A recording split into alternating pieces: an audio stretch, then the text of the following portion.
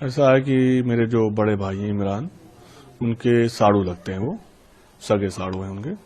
यही हमारे उनके बीच का रिश्ता है, लेकिन हमने कभी उनसे कोई रिश्ता जोड़ा नहीं है। क्यों आखिर वो आप पर मतलब हमला करवा रहे थे, क्या वजह थी? क्योंकि रिश्तेदारी होते हुए भी वो उसमें थोड़ा डिटेल होता। ऐसा है कि देखिए, हम अपना रियल एस्टेट का काम कर रहे थे। हमने जैसे ही जमीन का काम करना स्टार्ट किया तो अक्सर हमारे पास धमकियां स्टार्ट हो गई। जैसे उनके गुर्गे आसाद कालिया वगैरह, उनके बेटे अली, ये सब कहीं ना कहीं से हमको ढूंढने लगे, हमें टॉर्चर करने लगे। और ये रोक के गाड़ी उस कहने लगे कि ऐसा है कि भाई से मिल लो, काम करना है काम करो, लेकिन उनको भी जो है देना पड़ेगा। तो ये सब तरीके करके कहीं ना कहीं हमको घेरा जाता था। तो मैं अपना जो है बहरहाल मोबाइल बंद करके कहीं ना कहीं चला जाता था।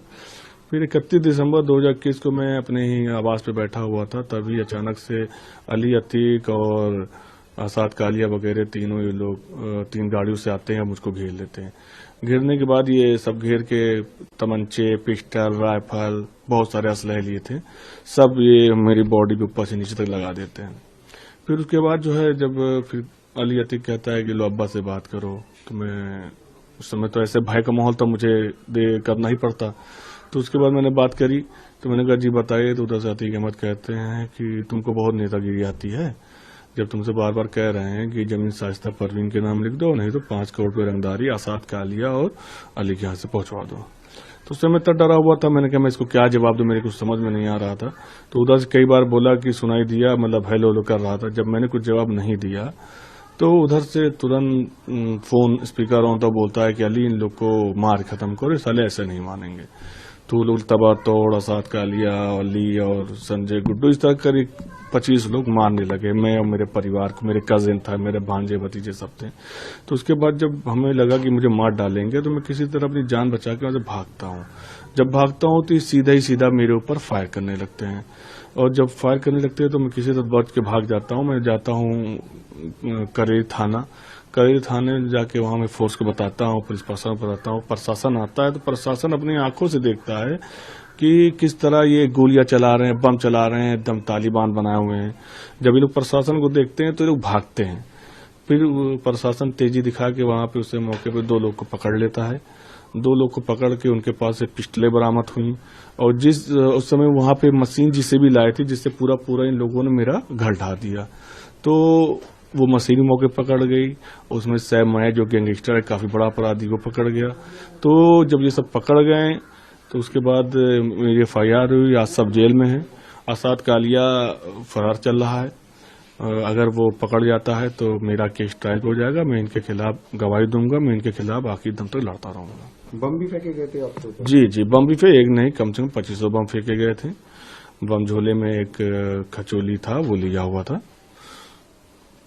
लेकिन जैसे आपने बताया कि अतीक अहमद एक तरह से रिश्तेदार लगते हैं, तो इस पर आखिर वो क्यों, मतलब रिश्तेदार? देखिए, आप एक बात समझ लीजिए, अतीक अहमद का आप इतिहास उठा के देख लीजिए। उनकी नजर में न रिश्तेदार न नातेदार, जो उनको पैसा देता था वही उनका रिश्तेदार रहता था, वही उनका बेटा हो जाता था, वही सबसे करीबी गुर्गा हो जाता था।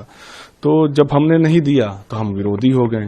लोगों ने बहुत तरीके के हमारे पर इल्जाम लगाए कि इन्होंने अतीक अहमद से पैसे लिए हैं, अतीक अहमद की जमीन है। तो मैं सबसे ये कहना चाहता हूं कि भैया आके देख लो, ये हमारे बाप दादा की पुश्तैनी जमीन है, और हम बाप दादा से हमने सब कुछ अच्छा देखा है, अच्छा खाया, अच्छा पिया है हमने। और अतीक अहमद जैसे लोगों से हम लोगों ने हमेशा दूरी करी है। ना रंगदारी देख के हमारे साथ ये अंजाम हुआ। लेकिन ये बाबा जी की सरकार है जिसमें हमने अपने आवाज उठाई है, और बाबा जी की सरकार रहते हुए अगर हमारी गवाही होगी तो हम खिलाफ गवाही भी देंगे। गुड्डू मुस्लिम जैसे आपने नाम भी लिया था, तो उसका क्या रोल रहता है और क्या करता है वो, मतलब उनके साथ? गुड्डू मुस्लिम देखिए, उनका बहुत पुराना गुर्गा है, हर कोई उसके बारे में जानता है। वो बम बनाना उसके लिए बहुत मामूली बात है। आप बैठे रहेंगे, आपके बगल में बैठ के बना देगा, आपको पता भी नहीं चलेगा। तो वो एक तरीके से और बहुत बड़ा क्रिमिनल रहा है। कई स्टेट में उसके ऊपर मुकदमे भी हैं, बिहार और कहाँ उसके मुकदमे भी हैं। तो वो बहुत घातक आदमी है। आपने जिस तरीके से देखा होगा वीडियो में, किस तरीके से बम चला रहा है, जैसे वो बैट बॉल खेला जा रहा है, बॉलिंग कर रहा हो। और क्योंकि अब अतीक अहमद की मौत हो चुकी है, उनके भाई की मौत हो चुकी है, तो अब क्या लगता है आपको, किस तरह से आपके केस, क्योंकि आपने कहा कि अटैक भी कर चुके हैं कई बार?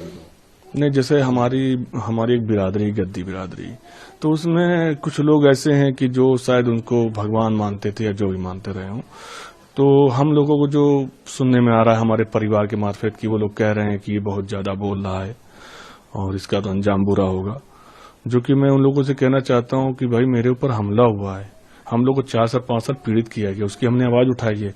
अब तुम्हें लग रहा है कि वो तुम्हारे अगर भगवान है तो आके मार दो हमें, फिर योगी जी को झेलने के लिए तैयार रहना।